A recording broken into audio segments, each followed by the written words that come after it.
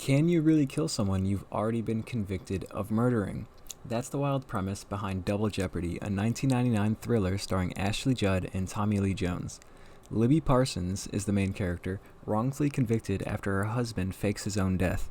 She spends years in prison, learns he's alive, and then believes she can legally kill him under the Double Jeopardy clause of the Fifth Amendment when she's free.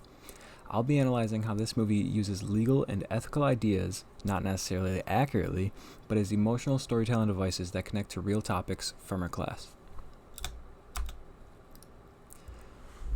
The Double Jeopardy clause is part of the Fifth Amendment. It says no person can be tried twice for the same offense. In the film, Libby believes that means she can't be prosecuted again for killing her husband because she's already been convicted once. The movie never corrects that. It presents the clause like a legal loophole, a way for justice to work in her favor. In real law, that's not true and not how it would work. It only applies to the same act at the same time, like in the same situation, not future crimes, even if they pertain to the same victim. The story uses this misunderstanding to give the audience emotional satisfaction, a moment where law and revenge seem to merge. Beyond the main theme of Double Jeopardy, the movie dives into several other legal concepts we've studied.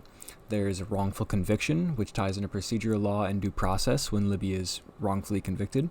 There's insurance fraud, which her husband Nick is doing by faking his own death.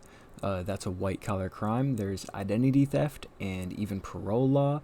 Every one of these connects to something we've covered in our class, like how the justice system protects rights, investigates truths, and regulates criminal acts in both personal and business settings. Nick's fake death and insurance scam reflect the same mindset behind corporate fraud. He manipulates paperwork, falsifies evidence, and exploits the system for personal gain. Exactly what happens in real-life financial crimes like falsifying reports and tax evasion. Libby's conviction, on the other hand, shows how lack of due diligence or false documentation can destroy an innocent party.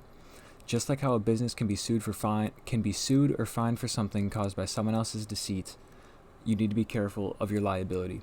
Both examples tie directly to the importance of compliance, verification, and ethical leadership, core business law principles. Each major character in the story represents a different legal angle. Libby is the emotional victim, someone trying to balance moral justice and legal limits. If she murders him at the end, she's not really within legal limits, but that's okay. Nick is the manipulator, the kind of person who sees the law as a tool for profit and control, using fraud, deceit to commit white-collar crimes to further his own personal gain.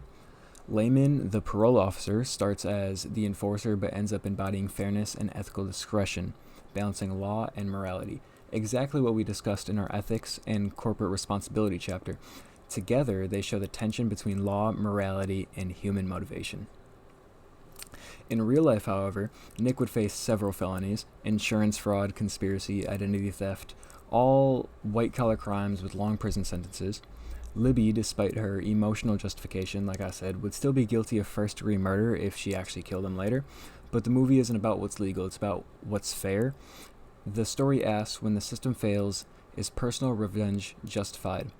That's not just criminal law, it's a question of ethics, which is just as relevant in business when companies bend the rules in the name of fairness or profit as anything else.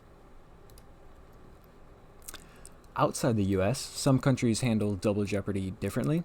The UK and Canada, I know, allow retrials when there's new and compelling evidence that arises, which means their legal system prioritizes truth over finality.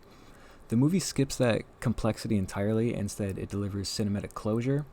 Libby kills her husband, the detective basically forgives her, and the audience cheers.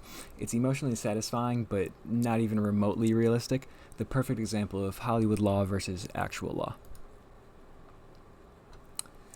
Even though it's legally inaccurate with the double jeopardy part, double jeopardy does highlight how the law can be used as both a weapon and a shield. Both Nick and Libby employ these strategies throughout the movie. Libby uses her misunderstanding to justify revenge. Nick uses the system to steal millions. That mirrors real life, where businesses can use the law to protect their reputation or exploit loopholes for their own gain. The key idea of the movie isn't about understanding the definition of double jeopardy, it's about recognizing how power shapes law and how emotions can override ethics.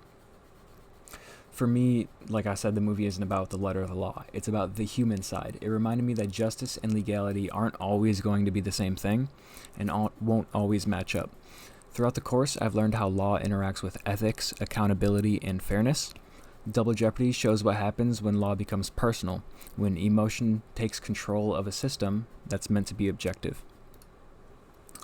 Looking ahead to the future, we'll see modern versions of similar conflicts. I can see modern identity theft, AI-generated fraud, even digitally manipulated evidence in courtrooms. The movie may get the law wrong here, but it gets human nature right. People will always find ways to twist systems for power or emotion. That's why ethics, compliance, and strong legal processes are essential, not just in a courtroom, but in every business, every contract, and every decision we make. Thanks for watching.